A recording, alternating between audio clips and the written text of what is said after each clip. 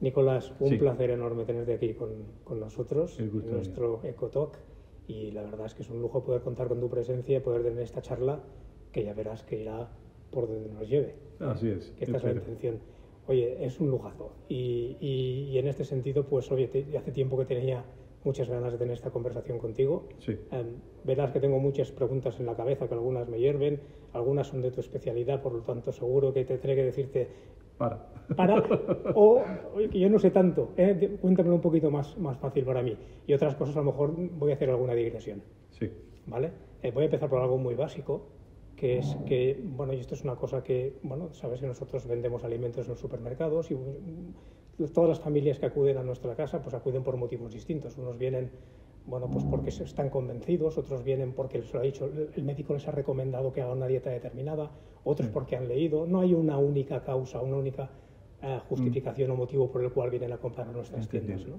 Pero entonces, en primer lugar, ¿qué es un tóxico? ¿Qué es?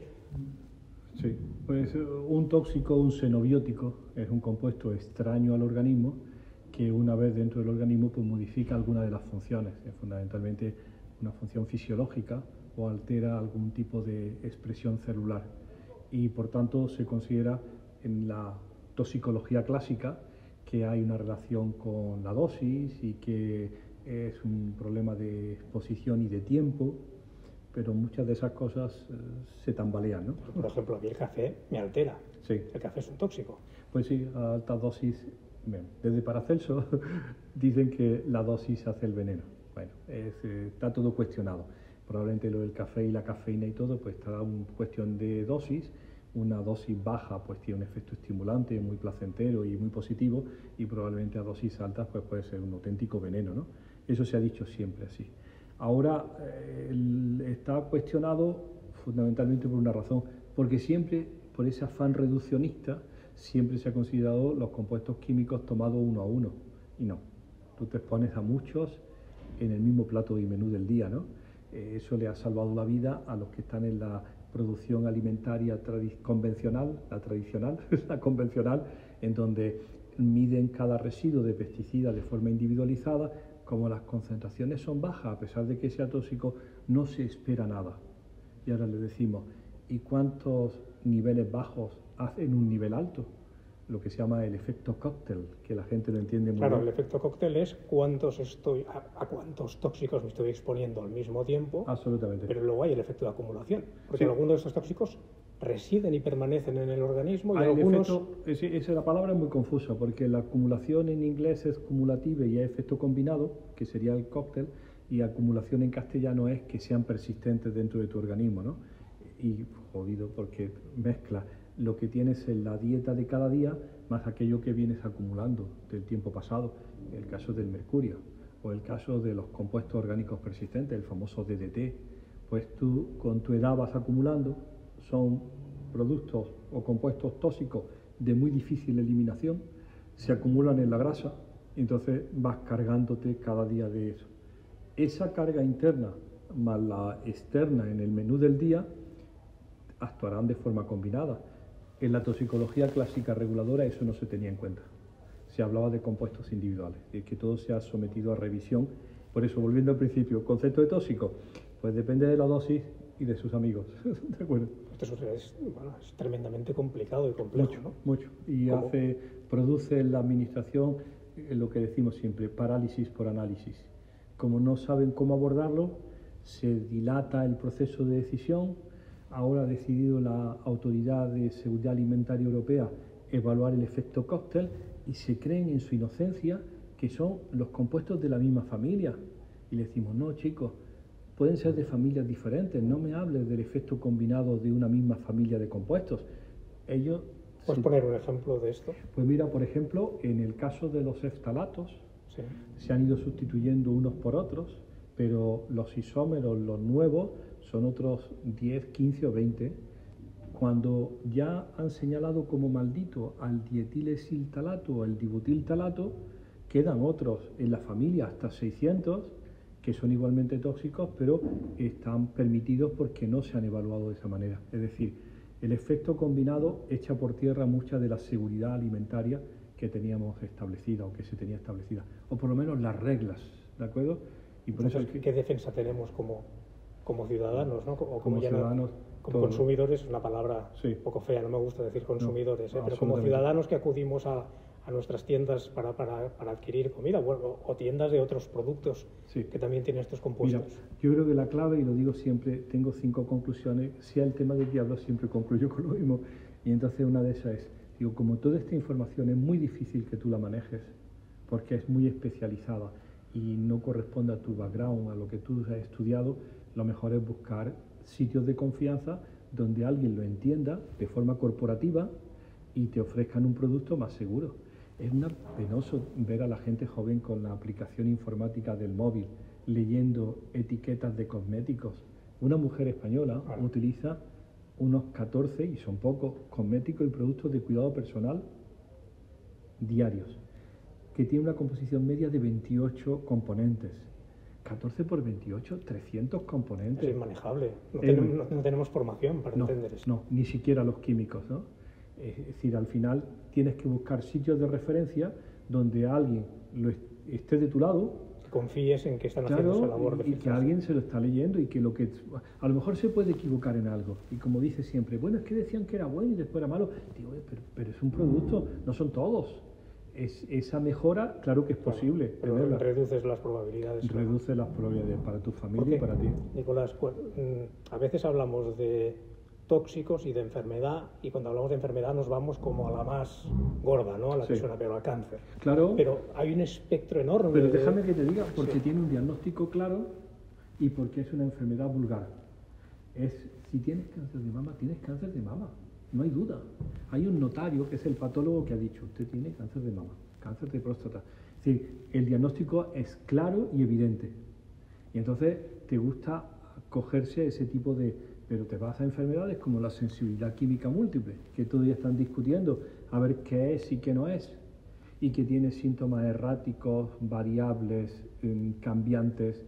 Entonces todo es mucho más difícil para encontrar lo que tú decías, la asociación entre las exposiciones y la consecuencia. Claro, pues no todos son enfermedades, hay dolencias, y hay sintomatología. Leí el otro día que la menarquia, la primera menstruación, se ha adelantado 2 años en la última generación en Estados Unidos. No me provoque. Mira, esto es cierto. Ayer, déjame que te cuente, ayer se publicó una de nuestras publicaciones que está de la Corte Infancia y Medio Ambiente, y salió ayer el paper, que están 3.500 madres y sus hijos seguidos durante 22 años. Es decir, los niños ya se nos han hecho adultos y ya no sabemos qué hacer con ellos, ¿no?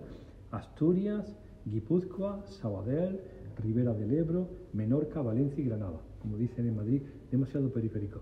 ¿De acuerdo? Demasiado periférico. Lástima no haber metido Guadalajara, ¿no? Vale. Y en eso se hizo uno de los estudios últimos, que son con representantes de todos los grupos, 900 niños y 600 niñas, estudiados desde los 8 a los 11 años. Lo que orinan de pesticidas actuales, teóricamente no malos, los que se orinan todos los días, los que no son acumulativos, y riesgo de pubertad temprana en niños y niñas. Y se asocia la presencia en orina de mancozeb, que es un fungicida, y de clorpirifos, que es un insecticida. Números 1 de venta en España, hasta el año 21 en que se prohibieron, uno en el 20 y otro en el 21. Entonces miramos a la administración y dicen, están prohibidos. Pero se asocian con el riesgo de pubertad precoz en España en un estudio con 1.500 niños. Cuando ves las zonas de agradecimiento de la publicación y ves la cantidad de gente, me refiero, y de proyectos, de inversión de tiempo y de dinero para hacer ese estudio, dices, esto es serio. Y esto tendrá una trascendencia. Tenía que estar en la primera página de La Vanguardia, ¿no? Sí. Diciendo, por fin hemos encontrado una de las causas más plausibles, vamos a decirlo así, de pubertad precoz, de que vayas con tu hija de 8 años y avergonzada que está la niña pasándolo mal porque tiene desarrollo mamario y parece una raya en el agua y no están sus compañeras así. Y eso es muy serio porque, tú lo sabes, al final predispone para otras enfermedades, que es el segundo capítulo, esa pubertad temprana. Pero es que se está encontrando la asociación Y es evidente, y es en gente normal, de ciudades de toda la península, perfectamente estudiado. Con eso era más que suficiente para decir, no sigas con ese tipo de producción agrícola o de producción alimentaria que utiliza pesticidas que son tóxicos. ¿Sabes lo peor de todo? Que eso lo decía en la reunión de esta mañana. Que los prohíben y se creen, alguien le ha dicho que su responsabilidad, los que lo pusieron en el mercado y los que lo permitieron, ha decaído. Es que ya está prohibido. Digo, pero ¿y el daño? ¿Y el daño humano en salud? ¿Y el daño que habéis provocado? Pero a mí eso no me tranquiliza mucho. No. Porque pienso, Nada. se ha prohibido, pero entonces ¿cuántas veces me dicen, no, es que esto está permitido? Pero que esté permitido hoy no significa que dentro de 5 años no esté prohibido. Claro, eso es una inseguridad y sobre todo que lo que siempre nos matonean en las conferencias, pero ¿cómo va a ser malo si es legal? Y le digo, el Estado español tiene repartido por toda la geografía peninsular unos locales con la bandera de España que se llaman expendedurías de tabaco, el mayor tóxico conocido asociado con cáncer de pulmón y cáncer de ORL. Y ahora no te vaya a caer un guindo y confundir legal con bueno o ilegal con malo, si el tabaco es la mayor causa de enfermedad respiratoria, cardiológica y cáncer, y el cáncer que más mata en España es el cáncer de pulmón.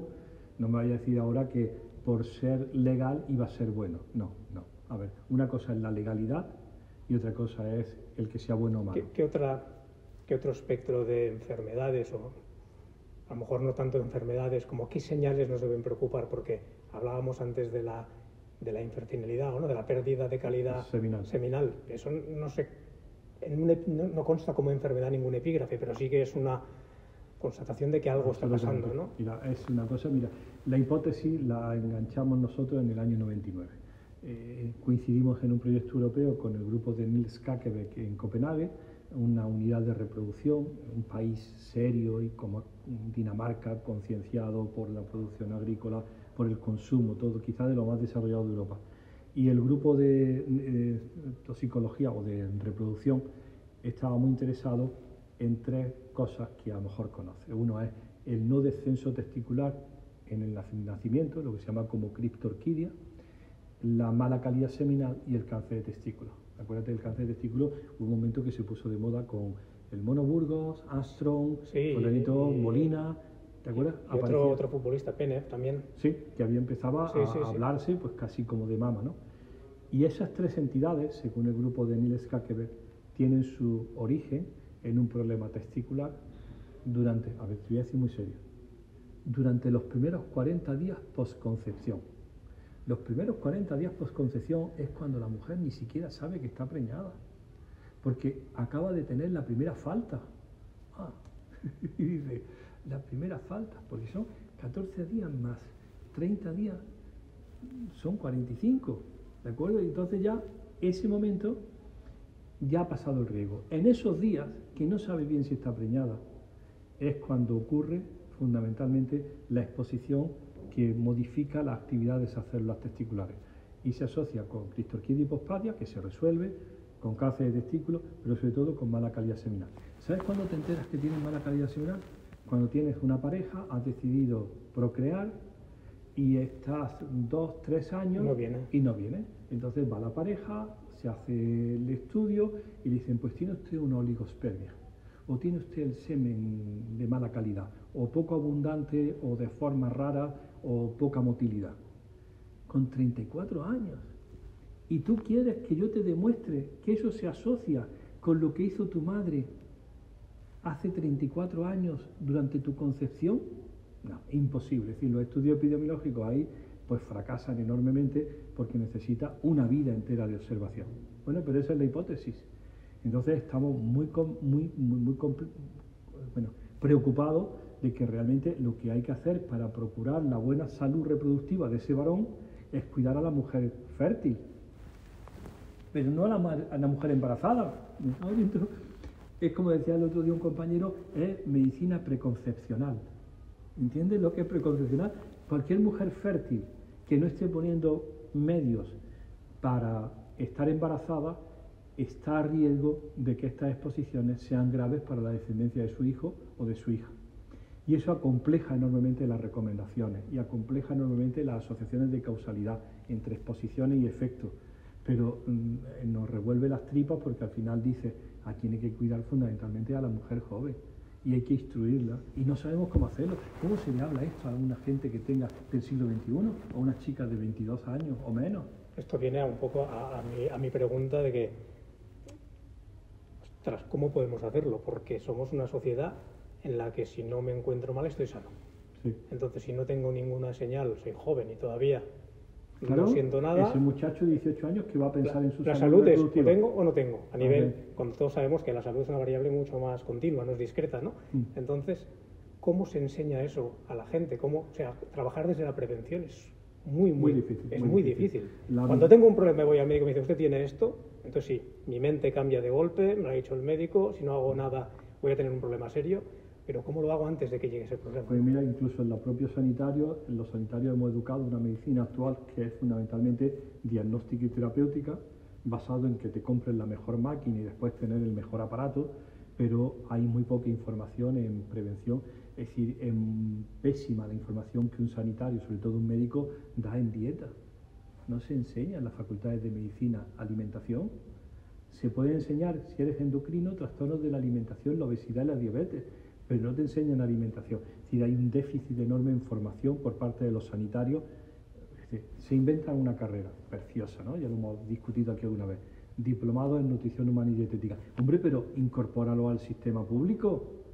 Ya lo has creado, son buenos, están bien formados, son gente vocacional, tienen la edad apropiada.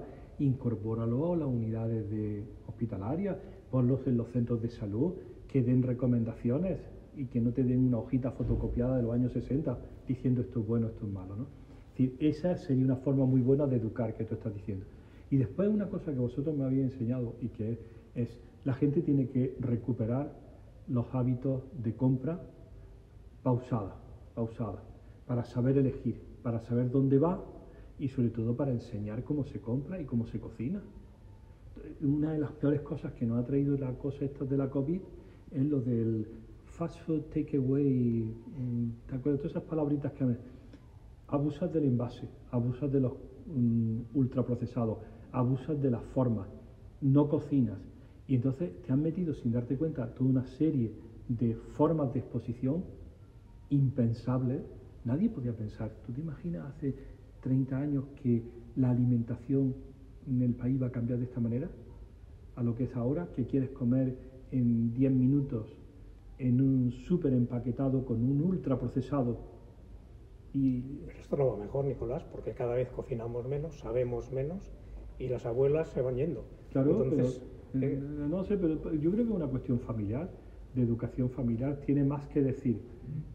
Si no es una cuestión familiar, yo corre siempre el riesgo de hacer realmente un cisma social y hacer una instrucción para pudentes, para adinerados y otra para los que no tienen acceso a esa información. Uno de los problemas más graves que vemos ahora con la obesidad infantil, hay un plan estratégico nacional que lo lleva la presidencia de gobierno contra la obesidad infantil para que no estén gordos el 50% de los niños en el 2030, que son las previsiones, porque eso tiene una carga de enfermedad enorme. Y una de las cosas que denuncia desde el principio, los estudios que se han hecho a Ladino y lo otro, es la gran división que hay según la clase social. Hay un riesgo enorme de obesidad infantil en las clases sociales más bajas, porque la alimentación está siendo de muy mala calidad, muy barata y muy mala. Ultraprocesado, bueno, todo lo que saben los dietistas mucho mejor que yo, ¿no?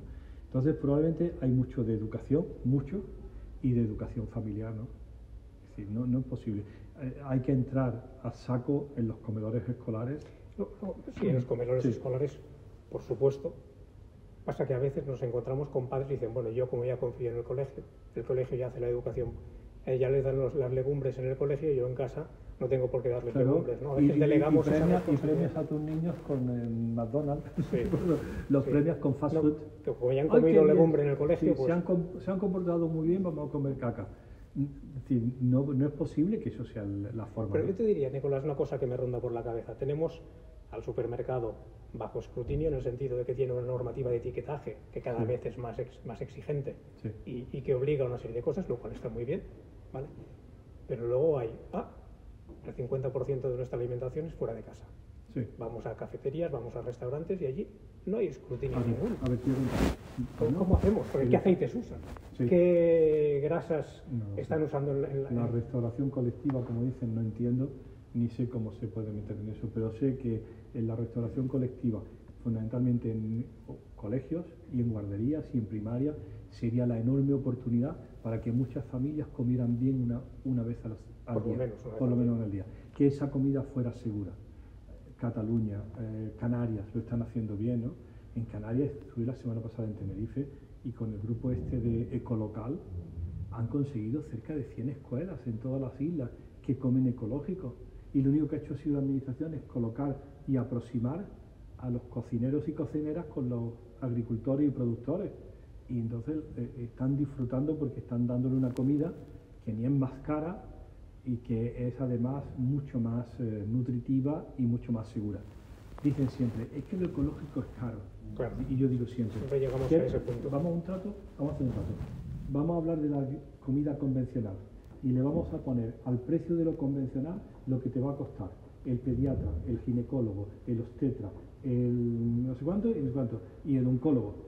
Porque si le pones las externalidades en salud de comer convencional, por supuesto que ecológico te sale muy barato, pero es que no considera lo que te va a producir en daño y en coste sanitario una mala alimentación, de hipertensión, de obesidad. No podemos llegar a este ritmo de obesidad.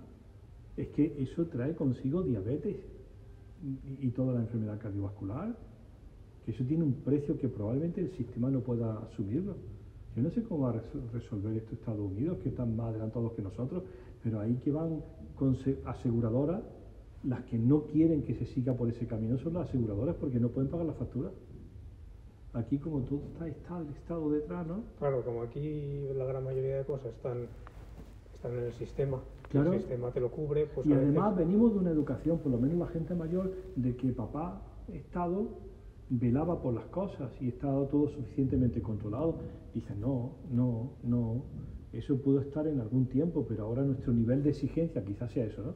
Nuestro nivel de exigencia es mayor y necesitas añadir determinados controles que los vas a ver en acciones privadas o en alternativas o en grupos de consumo o en sitios donde puedes tener una referencia distinta a la que tú tenías, ¿no? A mí me reconforta ver que hay gente como tú, que sí. lleva muchísimos años, toda la vida estudiando esto, que hay gente muy buena, muy preparada estudiando esto. Mi pregunta es, ¿vosotros luego tenéis capacidad de influir en las decisiones? Nada.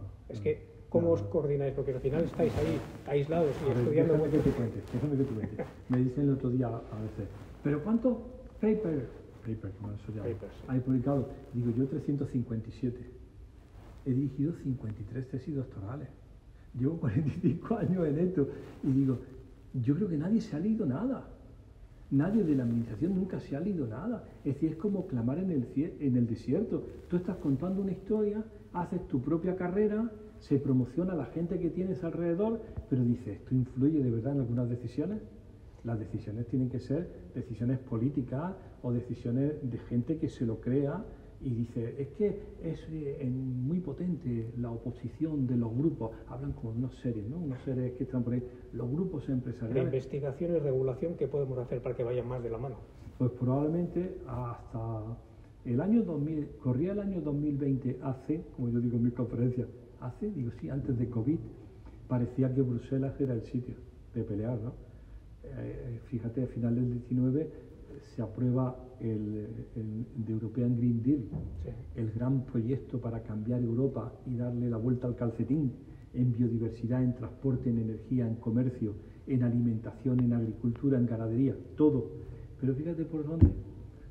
Yo no soy conspiracionista, pero llegó COVID, se lo comió todo. Hasta la jarra de agua de grifo que te iban a poner en tu mesa. Todos callados. Pero bueno, Nicolás. Es decir, que probablemente sí sea a nivel de presión, como tú dices, de presión muy cerca del político y muy cerca de Bruselas, donde están realmente las decisiones, ¿no? Para ir finalizando, danos un rayo de esperanza. Que se abran las nubes, algún rayito de sol. Pues no lo sé, probablemente, yo quizás sí sea una cosa de esperanza. Probablemente esto es un lujo, lo que estamos discutiendo, de la sociedad del primer mundo, ¿de acuerdo? Sí. Pero bueno, estos son nuestros Hace problemas. 300 años no nos preocupábamos por esto, ¿verdad? Y hay zonas del planeta, muchas, Que tienen otras en donde tú sabes una palabra, seguridad alimentaria en castellano significa que tus alimentos sean inocuos. Seguridad alimentaria en África significa poder comer todos los días. Ya me lo explicaron, lo que es safety and security. Y cuando hablan en un foro internacional de seguridad alimentaria, están hablando de gente que pasa hambre. Y cuando nosotros hablamos de seguridad alimentaria, es que la comida en abundancia que tiras no tenga pesticidas. Es como si jugáramos en dos divisiones completamente diferentes, ¿no? Bueno, pero si esto es lo que nos ha tocado, pues tendremos que luchar porque la seguridad alimentaria aquí sea que la comida sea de calidad, ¿no? ¿Algún último consejo para los que somos padres? ¿Cuál es el colectivo más sensible, más vulnerable? Por supuesto, ¿A quién tenemos que proteger más? Por supuesto, la mujer joven, es decir, la niña que va a ser mujer joven, que algunas de ellas, ya lo voy a decir bien, pero si no me regaña, van a elegir ser madres, porque las exposiciones durante el embarazo y la lactancia es crítico para el nuevo individuo y para toda su vida. Aparece Anthony Lake en Davos, director general de la UNICEF, se presenta en Davos, todos los ricos del mundo repartiéndose el pastel, y dice él, vengo a hablar de los primeros 1000 días. ¿Qué serán los primeros 1000 días? Y dice, 270 días que dura un embarazo, 365 del primer cumpleaños y 365 del segundo, suman exactamente 1000 días. 1000 días inviolables, porque las exposiciones ambientales, la violencia y la falta de estímulos positivos van a hacer un individuo con muchos problemas. Y le dice a ellos, si vosotros queréis gente sana, como tú dices, consumidores, tenéis que proteger esos 1000 días. Entonces está claro, cuando tú dices, ¿cuál es la población, el target, el blanco de nuestro dedo? Probablemente la mujer joven en edad fértil y la infancia hasta los 2 años. Es que ahí se define todo, su calidad seminal, su riesgo de enfermedad cardiovascular, su obesidad, su hipertensión, todo se va a programar. Y probablemente su bienestar emocional. Totalmente. Porque luego tenemos gente alegre, con capacidad de cambiar cosas, porque están bien. Y no solamente porque su cerebro se va a hacer en ese tiempo, hay una preciosidad de la plasticidad cerebral en esos 1000 días.